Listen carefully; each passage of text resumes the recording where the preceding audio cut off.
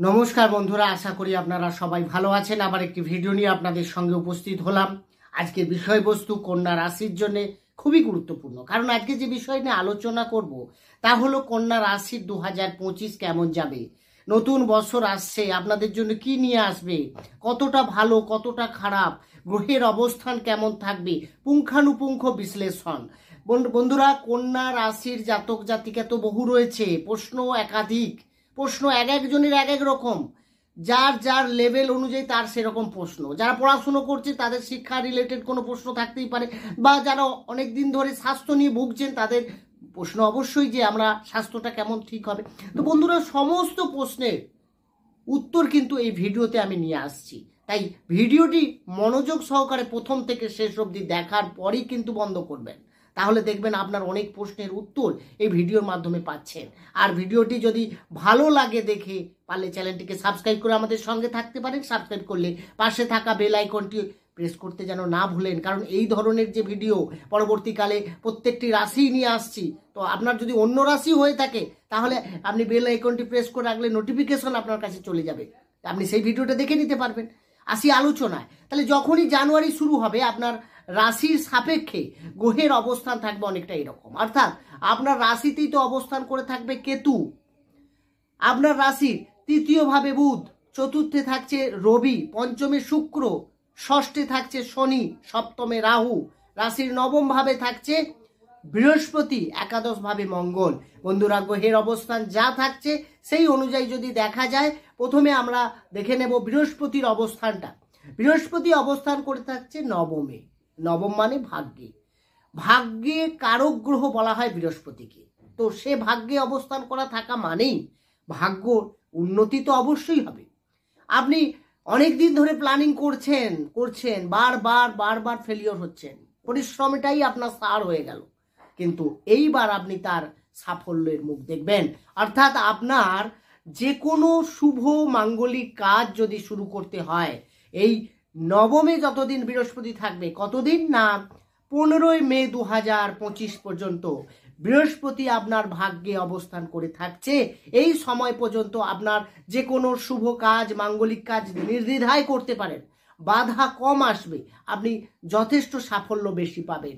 এছাড়া বৃহস্পতি শুধু নবমে বসলে নবমেরই ফল দেবে তা তো নয়, বৃহস্পতির দৃষ্টি থাকবে আপনার রাশির উপরে, পঞ্চমের উপরে, তৃতীয় ভাবের উপরে। রাশির উপরে দৃষ্টি থাকা মানেই আপনার আধ্যাত্মিকতাকে বাড়িয়ে দেবে। অলরেডি কেতু অবস্থান করে থাকছে ওখানে, তার মানে আপনার মধ্যে ধর্মের জায়গাটা অনেকটাই ভালো হবে। আপনার মধ্যে জ্ঞান, আপনার মধ্যে চেতনা, আপনার মধ্যে পজিটিভ এনার্জি, এগুলো বাড়বে। ডিপতে গিয়ে কোনো কিছু বিশ্লেষণ করা, জানা, এগুলো আপনার মধ্যে থাকবে এই সময়। বৃহস্পতি পঞ্চমে দৃষ্টি দিচ্ছে, তার মানেই হবে কি, যে আপনার লাভ রিলেশনকে ডেভেলপ করাবে। মে 15 পর্যন্ত, 15ই মে 2025 পর্যন্ত যারা রিলেশনশিপে রয়েছেন তাদের সম্পর্ককে আরও এগোবে এবং আরও বেটার। এবং কারো রিলেশনশিপ না থাকলেও তাদের যদি মনে হয় কারো ভালো লাগা বা কারোর সঙ্গে যোগাযোগ হওয়া, এটাও কিন্তু থাকছে এই সময়। শিক্ষার দিকটা যদি দেখা যায়, এই সময় অবশ্যই বেটার।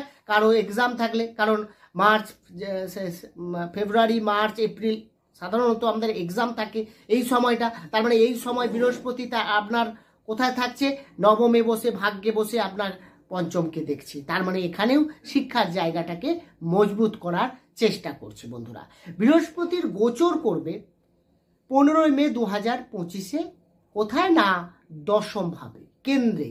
আগে ত্রিকোণে ছিল, এখন কেন্দ্রে আসছে, এটাও ভালো। কেন্দ্র মানে দশম ভাব মানেই আমরা কি দেখি, কর্মের জায়গাকে দেখি। কর্মের স্টেবিলিটি বাড়াবে, কর্মের মধ্যে অস্থিরতা কমবে। যারা টার্গেট রিলেটেড জব করে তাদের টার্গেট অ্যাচিভ হওয়ার সম্ভাবনা আছে। কর্মক্ষেত্রে মান সম্মানের জায়গাটা মজবুত করবে। তার সঙ্গে সঙ্গে আপনার কর্ম পরিবর্তন বা কর্মের ডেভেলপ, উন্নতি, যাই বলি না কেন, প্রমোশন বলতে পারেন। আপনি কোনো ডিসিশন নিতে পারছেন না, অনেক দিন ধরে চাকরিটা চেঞ্জ করতে চাইছেন, সুযোগ পাচ্ছেন না, বা ভাবছেন যে আমি নেব কি নেব না, যে ঠিক হবে তো, এত ফেসিলিটি এখানে পাচ্ছি, ওখানে স্যালারিটা বাড়লো ঠিকই, বাকিগুলো পাবো তো, এই নিয়ে যে ডাউট, দ্বিধাদ্বন্দ্বের মধ্যে রয়েছেন, তাদের বলবো এই সময়টা আপনাদের জন্য যথেষ্ট পজিটিভ এবং আপনি সঠিক লক্ষ্য পাবেন, সঠিক দিশা পাবেন এই সময়। এরপর বৃহস্পতি দশমে অবস্থান করা মানে সে দ্বিতীয় ভাবের উপরে দেখবে, তার মানে অর্থের জায়গাকে মজবুত করবে, ব্যাংক ব্যালেন্স ক্ষেত্রে সঞ্চয়ের জায়গাকে আরও ডেভেলপ করবে মেয়ের পর থেকে। তার সঙ্গে সঙ্গে ষষ্ঠ ভাবেও দেখবে, তার মানে কিছুটা হেলথ পারপাসে আপনার খরচাও করাবে একই সঙ্গে, অর্থাৎ আপনার মেডিকেল স্টোরে যেতে হতে পারে, হসপিটালাইজড হওয়ার একটা সম্ভাবনাও থাকতে পারে এই সময়। তার মানে এই মেডিকেল রিলেটেড কিছু খরচ আপনাকে বাড়াতে পারে এই সময়, অর্থাৎ 15 মে 2025 থেকে শুরু করে একেবারে ডিসেম্বর 2025 দেখে নিন। আপনার হেলথ নিয়ে একটু সাবধান আপনাকে এই সময় হতেই হবে। এরপরে আমরা দেখব শনির অবস্থান। হ্যাঁ বন্ধুরা, শনি সে আপনার কোথায় বসে আছে? প্রথমে দেখব ষষ্ঠ ভাবে। ষষ্ঠ ভাব আমরা যদি দেখি, ষষ্ঠ ভাব তো শুভ, ষষ্ঠ ভাব আমরা শনির ক্ষেত্রে যথেষ্ট পজিটিভ ফল পাবে, তবে ষষ্ঠ ভাব হিসেবে শুভ নয়, কারণ আমরা ত্রিভাব যেটা 6, 8, 12 এইগুলোকে শুভ বলি না। কিন্তু ষষ্ঠ ভাবে যদি ষষ্ঠপতি নিজে থাকে, তার মানে সে কি করবে? সে আপনার রোগকে বাধা দেবে, শত্রু থেকে নিধন করাবে, অর্থাৎ শত্রুকে দমন করাবে। এই সময় শত্রু আপনার কিছু করতে পারবে না, বা আপনার মধ্যে যে পরিশ্রম তার এনার্জি লেভেলকে বাড়িয়ে দেবে। অবশ্যই আপনি ভালোবেসে কোনো কাজটা করে নিতে পারবেন। হ্যাঁ, অনেক সময় হয় না জোর করে করানো, ভালো লাগছে না করতে, তবু চাপে করছেন, এই যে জায়গাটা থাকবে না। কারণ ষষ্ঠে শনি কিন্তু আমরা এনার্জি মানে পরিশ্রমের এনার্জিটাকে অনেকটা বাড়িয়ে দেয়। এখানে শনি অনেকটা পজিটিভ ফল দেয়, আবার নিজের ঘরে আরও ভালো ফল দেবে। শনি তো চেঞ্জ হবে। শনি আপনার যদি দেখা যায় 30শে মার্চ 2025 শনি আপনার সপ্তম ভাবে গোচর করে যাচ্ছে।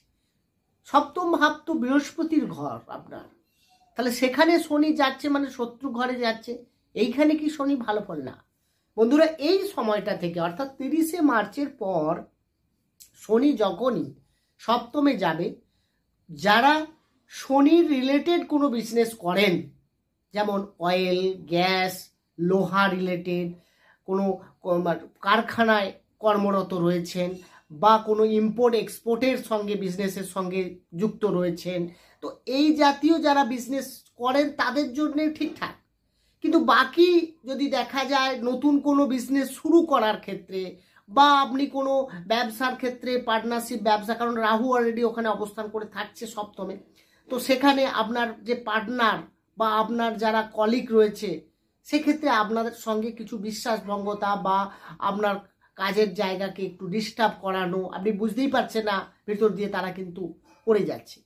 এই যে ব্যাপারগুলো, এগুলো কিন্তু তৈরি হতে পারে, আপনাকে সাবধান। ডেইলি ইনকামে কিছুটা বাধা আসতে পারে, এবং তার সঙ্গে সঙ্গে এই মার্চের পর থেকে ফ্যামিলি রিলেশনের ক্ষেত্রেও কিছু না কিছু একটা বাধা সৃষ্টি হতে পারে। তাই বন্ধুরা, যারা ম্যারেজ নিয়ে চিন্তায় আছেন বা যোগাযোগ হচ্ছে, ভাবছেন মার্চের পর করব, এরকম ডেট আপনাদের না করাটাই বেটার। এই সময়টা মানে মার্চের আগে করে নিন, আপনাদের সেটা বেটার হবে। কারণ এখানে যখনই শনি যাবে, সেখানে কিন্তু বিয়ের ক্ষেত্রে কিছু না কিছু একটা বাধা সৃষ্টি হতে পারে এই সময়। রাহু অবস্থান করে থাকছে আপনার সপ্তম ভাবে, আগেই বলেছি। তার মানে এই বছর শুধু মানে পুরোটা তো 24 চলে গেল, আবার 2025 মের 18 তারিখ পর্যন্ত রাহু আপনার সপ্তম ভাবে অবস্থান করে থাকছে। সপ্তম ভাবে যখন রাহু অবস্থান করে থাকছে, দেখবেন আমি সিংহ রাশির ব্যক্তিরা যারা বিজনেস করছেন অলরেডি, তাদের কিন্তু এই বছর খুব একটা ভালো যায়নি। খুব কম লোক আছে এরকম, যদি তার বাকি আদার প্ল্যানেট যদি খুব স্ট্রং থাকে তাহলে ঠিক আছে, নাহলে ওভারঅল যদি দেখা যায় বিজনেসের দিকে কিন্তু তাদের খুব একটা মুনাফা হয়নি তুলনামূলকভাবে, বা বাধার সম্মুখীন হতে হয়েছে। বা আপনার দেখবেন যারা পার্টনারশিপ বিজনেস করেন, তাদের কিন্তু পার্টনারের সঙ্গে কোনো বিষয় নিয়ে দেখবেন মতবিরোধ বা সিদ্ধান্ত নিয়ে কোনো ডিস্টার্ব একটা তৈরি হয়ে গেছে, অলরেডি হয়ে গেছে, বা আগামী 18 মে 2025 মধ্যে তো হতেই পারে। তো এই বিষয়টাকে আপনাকে একটু সাবধান, কারণ যতক্ষণ পর্যন্ত রাহু আপনার সপ্তমে থাকবে, বিজনেসের দিকে কিন্তু খুব একটা ডেভেলপ করাবেনি, বা এটা আপনাকে ডিস্টার্বও দিতে পারে। তো যখনই ষষ্ঠে চলে আসবে রাহু, সেক্ষেত্রে কিন্তু ষষ্ঠভাবে আবার রাহু কিন্তু অনেকটা ভালো ফলও দেয়। তো সেই জায়গা থেকে যদি দেখা যায় রোগে বাধা, ঋণে বাধা, শত্রুতে বাধা, এগুলো কিন্তু মানে শত্রুকে বাধা দেবে, আপনার বাধা হচ্ছে না, শত্রুকে বাধা দিচ্ছে, তো সেই জায়গায় আপনারই লাভই হবে, এটা কিন্তু দেখাচ্ছে। আর বন্ধুরা, কেতু আপনার রাশিতেই থাকছে, তো সেই জায়গায় আপনি কিন্তু একটু ডাউননেস, একটু কনফিউশন, এগুলো তো আপনার মধ্যে থাকছেই। বন্ধুরা, এই আলোচনা কিন্তু রাশিভিত্তিক আলোচনা। জন্মকালীন গ্রহের অবস্থান আপনার কি ছিল আমার কিন্তু জানা নেই, দশা কি চলছে আমি জানি না। বাকি রইল এই গোচরে যে ফল দিচ্ছে যে গ্রহ যেভাবে অবস্থান করে, বা যারা জ্যোতিষ নিয়ে চর্চা করেন বা ভিডিও দেখেন তারা জানবেন যে কিভাবে গ্রহ ফল দেয়, বা জন্মকুষ্ঠিতে কি কমিউনিকেশন থাকলে গ্রহ কি ফল দিতে পারে। তো বন্ধুরা, আপনারা বুঝতেই পারছেন গ্রহ যেভাবে থাকছে এই ফল দিতে পারে। বাকি রইল আপনার আরও যদি কোনো কোশ্চেন বা আরও ডিটেলসে জানতে চাইছেন, তো অবশ্যই ডেসক্রিপশনে তো নম্বর রয়েইছে, আপনারা যোগাযোগ করুন না, বা আপনারা কিছু কমেন্টস করে জানান কোনো রিলেটেড, কোনো বিষয় রিলেটেড আপনি ভিডিও চাইছেন, আমি চেষ্টা করবো ওই রিলেটেড আপনাদের প্রবলেমগুলোকে নিয়ে আলোচনা করা একদিন। তাহলে আপনাদের সমস্যাগুলোকে আমি আস্তে আস্তে কিছুটা হলেও আপনার মোটিভেট করতে পারবো, বা আপনাকে আমি ঠিক গাইড দিতে পারবো। কারণ অ্যাস্ট্রোলজিটা শুধু প্রেডিকশন করে দিলাম, বলে দিলাম, সেটা কিন্তু নয়, আপনাকে সঠিক গাইডলাইন দেওয়াটাও আমার কর্তব্য। আর বন্ধুরা, এই ছিল আজকের আলোচনা। কেমন লাগলো আলোচনাটি অবশ্যই কমেন্ট বক্সে তো জানাবেনই। বাকি রইল আপনার ভালো লাগলে পারলে চ্যানেলটিকে শেয়ারও করতে পারেন, যারা অন্য কোনো রাশি রয়েছে তারা দেখেও কিছু উপকৃত হবে। বন্ধুরা, এই ছিল আজকের আলোচনা। মন দিয়ে আলোচনাটা আশা করি শুনলেন। সবাইকে ধন্যবাদ। ভালো থাকুন, সুস্থ থাকুন। দেখা হবে অন্য একটি ভিডিও নিয়ে বা অন্য কোনো ভিডিওতে। আর আপনাদের 2025 আসছে, আগাম 2025-এর শুভকামনা জানাই। আপনাদের জীবন যেন ঈশ্বরের কৃপায় সবার সুন্দর হয়ে চলুক, বাধা বিঘ্নহীন। আপনাদের যেন স্বপ্ন পূরণের এই বছরটা সুযোগ হয়ে যায়, বা সুযোগ পান আপনারা, আমি চেষ্টা করি। আপনার ঈশ্বরের কাছে প্রার্থনা।